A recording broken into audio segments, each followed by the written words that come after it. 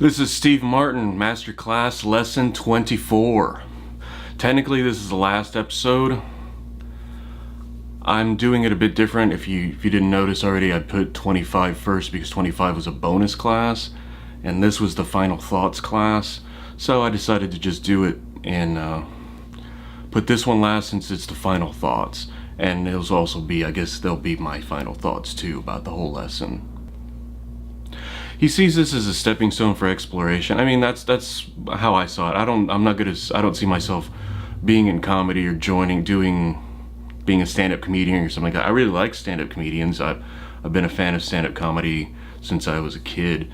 I've always watched comedians and I've tried to go see comedians perform live, and it's always been something that I really enjoyed. So getting more of an insight and getting a feel for what the process is and what his process is, namely, that was a lot of fun. And I think that was the major reason that I decided to sign up for this class. He talks about actually starting at somewhere the smallest place you can get to.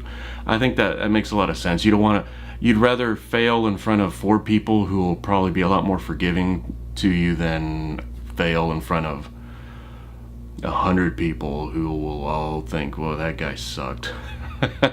I mean, it's kind of like this. I don't have any audience right now, and I still can mold and shape and do different things and experiment a whole lot and not have to worry about having 100,000 people watch my video and say, why did you do that? That sucked.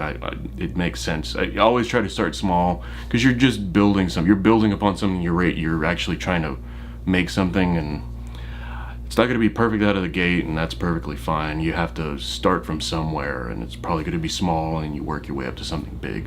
Makes sense. I think this goes back to something that I said on another video that had nothing to do with this, but about how people do collaborations on YouTube. Have an ally.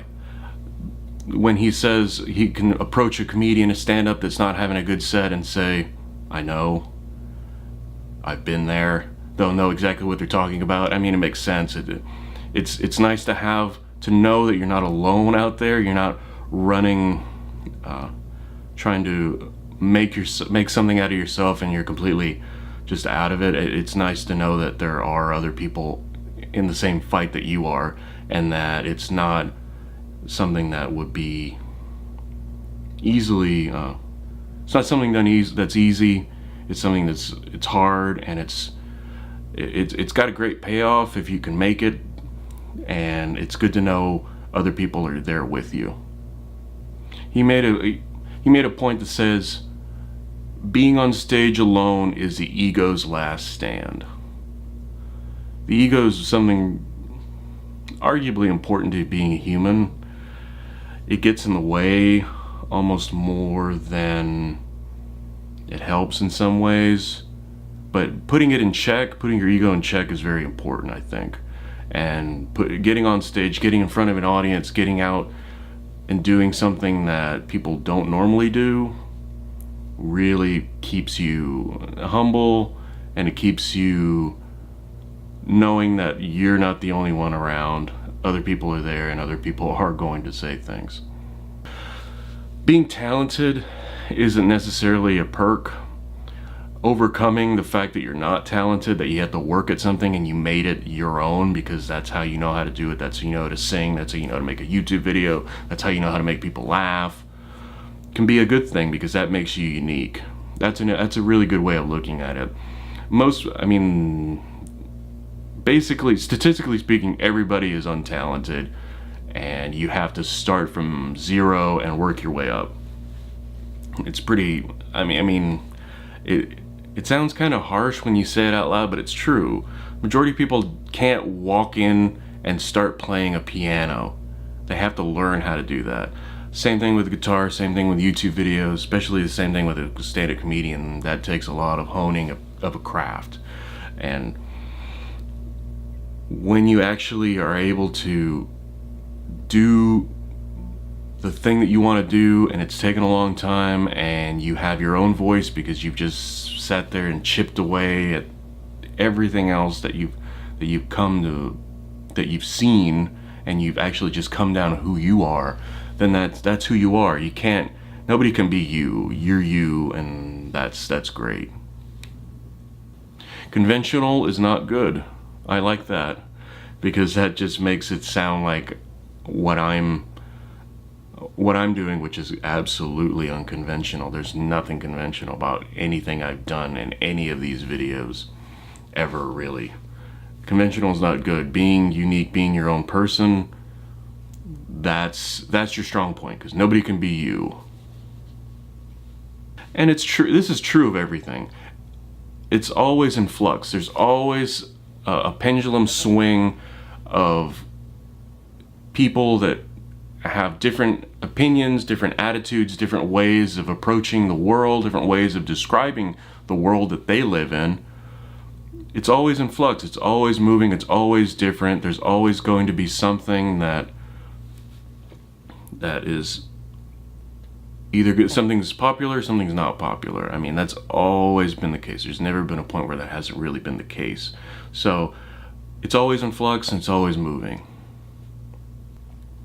Okay, this is lesson 24. This was the final thoughts episode. I'm putting this at the very end because it's a final thoughts, and I also am going to just put my final thoughts in and how this has been an interesting experience. I've interacted with a few people that have actually done the classes too, online only, of course, but I've never met anybody in person. That doesn't matter. I see that there's a large group of people that are interested in this master class just the way I am, just curious and just are comedy fans and wanted to just indulge themselves and just do this as I ended up making YouTube videos out of it, and for some reason, I don't know if anybody else is, so I know that there aren't many people doing this, because if you actually Google this, you'll see me as one of the results, like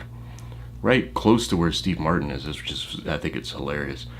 Because I noticed one video, all of a sudden there were a bunch of hits, way more than I normally get on any video, and I looked and I Googled it and I saw that I was really high on the list, which is cool. That goes back to the uniqueness and goes back to not being conventional, because I don't know if anybody else would just talk about their notes about class and put it on YouTube.